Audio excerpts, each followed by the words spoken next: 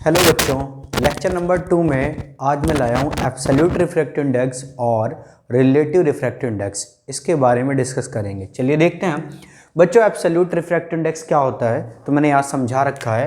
Absolute refractive index, अगर आप किसी भी मीडियम का रिफ्रैक्टिव इंडेक्स बच्चों एयर के रिस्पेक्ट में लिखते हैं तो वो कहलाता है एब्सोल्यूट रिफ्रैक्टिव इंडेक्स। क्या कहलाता है बच्चों? एब्सोल्यूट रिफ्रैक्टिव इंडेक्स कहलाता है। ठीक है ना।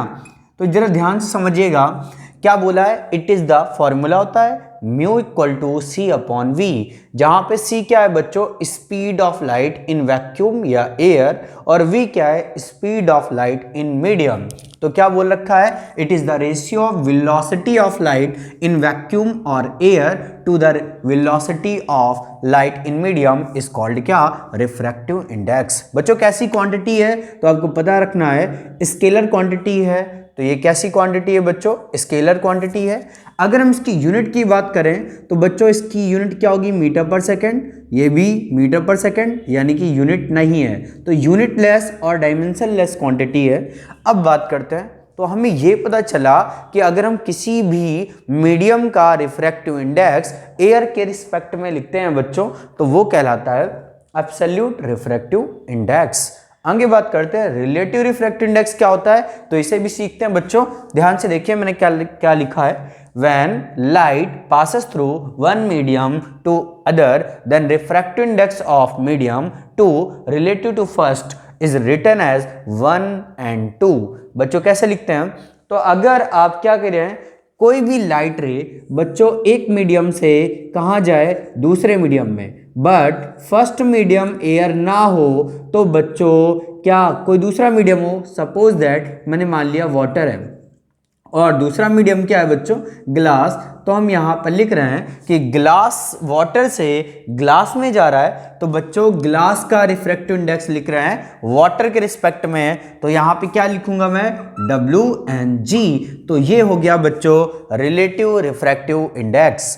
यानी कि कोई भी लाइट अगर वन मीडियम से सेकंड मीडियम में पास करती है तो सेकंड मीडियम का जो रिफ्रैक्टिव इंडेक्स होगा वो फर्स्ट मीडियम के रिस्पेक्ट में रिलेटिव रिफ्रैक्टिव इंडेक्स कहलाएगा, और उसे लिखेंगे 1 म्यू 2 से।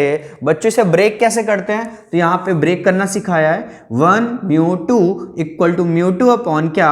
म्यू 1, जहाँ पे म्यू 1 और म्यू 2 दोनों ही अलग अलग एब्सोल्यूट रिफ्रैक्टिव इंडेक्स हैं, क्योंकि दोनों का एयर के रिस्पेक्ट में ही लिख रहे होंगे। तो बच्चों ये हो गया आपका relative refractive index.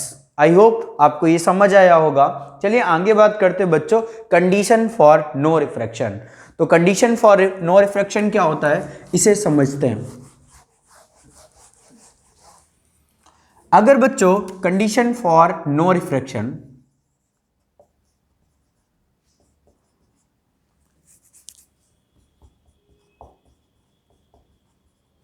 Condition for no refraction, अगर कोई लाइट रे बच्चों किसी सरफेस के परपेंडिकुलर स्ट्राइक करती है तो आपको पता है वहां पे रिफ्रैक्शन का फिनोमिना नहीं होता है। क्यों?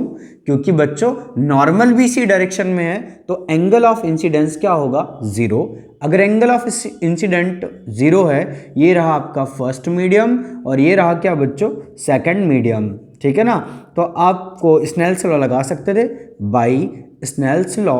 बच्चों स्नेल्स लॉ लगाइए तो आपको दिखेगा क्या होगा? लाइट रे फर्स्ट मीडियम से कहाँ जा रही है? सेकंड मीडियम में, equal to sine i upon क्या बच्चों? Sine r. तो यहाँ साइन आर इक्वल टू क्या लिखा जा सकता था? साइन आई अपॉन 1 म्यू 2, और आई की जगह क्या लिखते हैं बच्चों? 0। तो अगर आई की जगह 0 लिखते हैं तो आपको पता है साइन 0 की वैल्यू तो 0 होती है बच्चों। तो 0 होती है तो ये क्या आ जाएगा? साइन आर इक्वल टू 0, यानी कि आर इक्वल टू भी क्या आया? 0। इसका मतलब आई आर के क्या है? बराबर है, और दोनों की वैल्यू क्या है? 0। तो ये कंडीशन हो गई कंडीशन फॉर नो रिफ्रैक्शन। तो हमें ये पता चला कि अगर कोई भी लाइट रे बच्चों सरफेस के परपेंडिकुलर स्ट्राइक की जाती है तो वहां पर रिफ्रैक्शन का फिनोमिना नहीं होता है। चलिए सेकंड देखते हैं बच्चों। कंडीशन सेकंड क्या हो सकती थी कि अगर दोनों मीडियम के रिफ्रैक्टिव इंडेक्स इक्वल होते तो क्या होता। बच्चों आपने यहां पर मैंने दो मीडियम लिए हैं बच्चों, ये रहा फर्स्ट मीडियम और ये रहा क्या, ये रहा फर्स्ट मीडियम और यहाँ पे क्या है सेकंड मीडियम, और दोनों के रिफ्रैक्टिव इंडेक्स आपस में इक्वल हैं। मैं इसे म्यू लिखने वाला हूँ, ठीक है ना। तो क्या होगा इस समय जरा समझिएगा, ये आपने एक लाइट इंसिडेंट की है वो भी आई एंगल पे, तो यहाँ पर रिफ्रैक्शन होगा या नहीं इसे चेक करते हैं। बच्चों स्नेल्स लॉ लगा सकते थे, जरा स्नेल्स लॉ लगाइए। बाय स्नेल्स लॉ क्या होता था स्नेल्स लॉ बच्चों, sine i upon sine r equal to mu two upon mu one, या फिर वन म्यू टू, और वन म्यू टू को आप ब्रेक करना सीखे थे क्योंकि मैंने रिलेटिव रिफ्रैक्टिव इंडेक्स में बताया है, इसे ब्रेक कर सकते थे mu two upon mu one. और म्यू टू और म्यू वन दोनों की वैल्यू क्या है बच्चों, म्यू, तो ये क्या आएगा 1, तो sine i upon sine r equal to 1, तो sine i equal to sine r. बच्चों आपको पता चल चुका है इस समय आई किसके इक्वल है, आर के, ये यानी कि डेविएट नहीं होगी, जिस एंगल पे इंसिडेंट हुई है उसी एंगल पे रिफ्लेक्ट, उसी डेविएट बिना डेविएट हुए सीधे निकल जाएगी बच्चों। इसका मतलब ये भी कंडीशन फॉर नो रिफ्रैक्शन की है। लेक्चर नंबर 2 समझ आया होगा बच्चों, जल्दी लेक्चर नंबर 3 लाएंगे। तब तक के लिए अगर आपको वीडियो अच्छी लगे तो लाइक करें, सब्सक्राइब करें।